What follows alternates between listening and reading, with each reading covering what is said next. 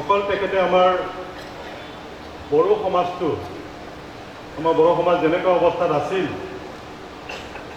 সেইটো ঠিক কৰিবৰ কাৰণে কাম কৰিছিল সেইটো নহয়, শিক্ষা দীক্ষাৰ কামো তেখেতে কৰিছিল।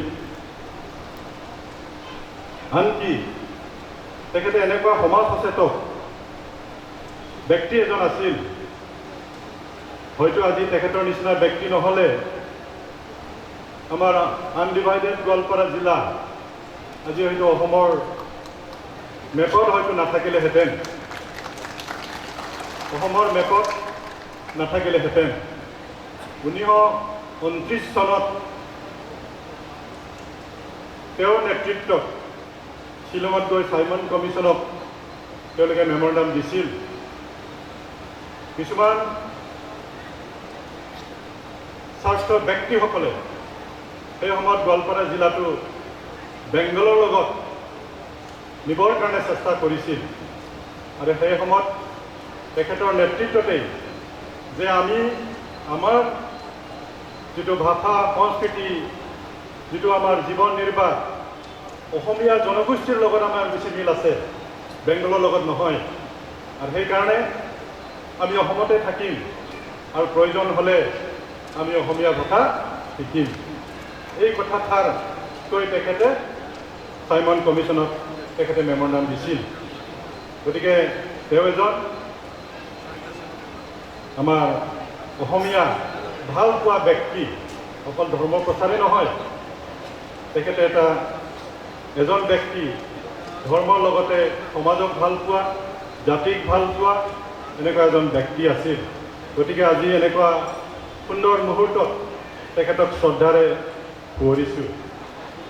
আৰু বিশেষকৈ যিজন ব্যক্তিক আজি অসম চৰকাৰে এই বঁটাটো দিবলৈ ওলাইছে, মই ভাবোঁ যিসকল ব্যক্তিয়ে এই বঁটা প্ৰদান কৰিবৰ কাৰণে আমাৰ ডিমাকুছী সত্ৰৰ সত্ৰাধিকাৰ আমাৰ মহন্ত আটাক নিৰ্বাচিত কৰিছে, একদম উপযুক্ত ব্যক্তিক নিৰ্বাচিত কৰা বুলি মই অনুভৱ কৰিছোঁ।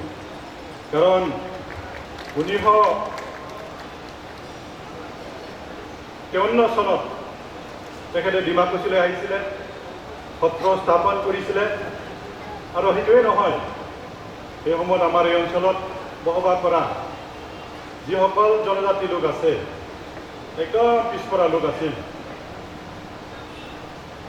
লিখা পঢ়াটো নাই, সমাজ ব্যৱস্থা ঠিক নহয়। গতিকে সেই জনগোষ্ঠীৰ মাজত তেখেতে কাম কৰিছে, অকল শংকৰী নাম ধৰ্ম প্ৰচাৰ কৰিছে সেইটো কথা নহয়, তেখেতৰ অৱদান বহুত। তেখেতে বহুকেইখন শিক্ষানুষ্ঠান তেখেতে গঢ় দিছে, আনকি ডিমাকুছী কলেজ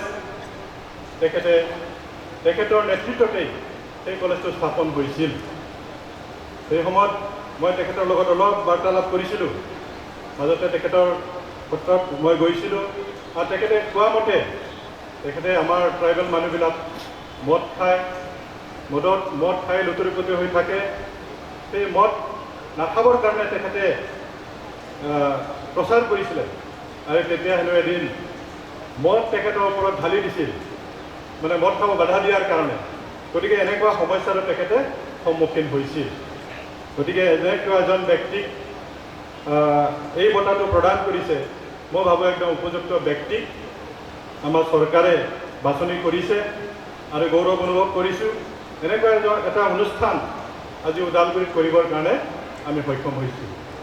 বিশেষ जोंनि बर' हारिनि गेजेराव एबा ट्राइबेल माहारिनि गेजेराव बिथाङा गोबां खामानि मावबोदों, जों बेखौ अस्वीकार खालामनो हाया।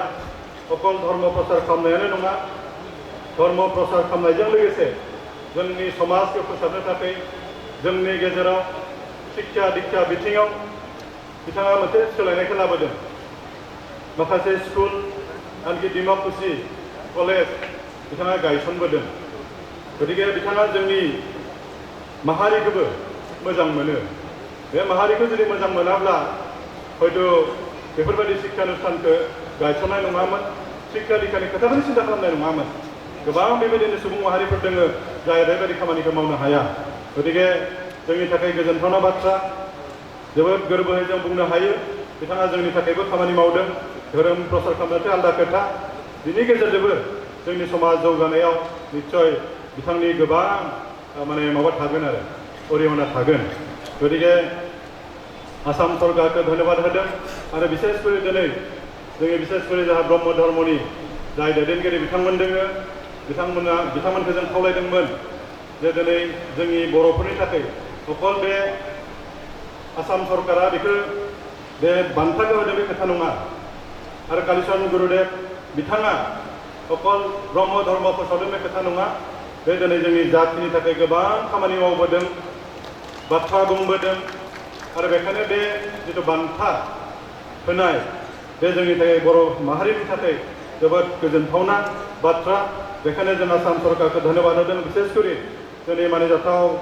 गिबि मन्त्रि बिथांखौ जों धन्यबाद होदों जोंनि बर' माहारिनि जानानै जे बिथाङा बेबायदि थांखि लानानै दिनै बेबायदि राजौआ भाबै बे बान्थाखौ होदों जोङो बिथांखौ धन्यबाद होदों आरो बिसेसकरि जों लिंनायाव नोंथांमोनाबो जोङो फैबाय सहयोग होफैबाय आरो बे मेलखौ जिबायदि जाफुंहोबाय बेखायनो नोंथांमोननिसिमबो रोजा रोजा साबायखरखौ बावहरबाय मैं दीपलिया को विचरा ना मैं आकौबार मैं बिहेकै आम मुख्यमंत्री डांगरिया और सांस्कृतिक विभागर मंत्री लगते सकलो विषय कर्मचारी धन्यवाद ज्ञापन करिছো जे आपनालोके आजिर এই অনুষ্ঠানটো ওদালগুৰিত অনুষ্ঠিত কৰি আমাক এনেকুৱা সুবিধা দিয়াৰ কাৰণে আৰু আমাৰ বড়ো জনগোষ্ঠীটোৰ যিটো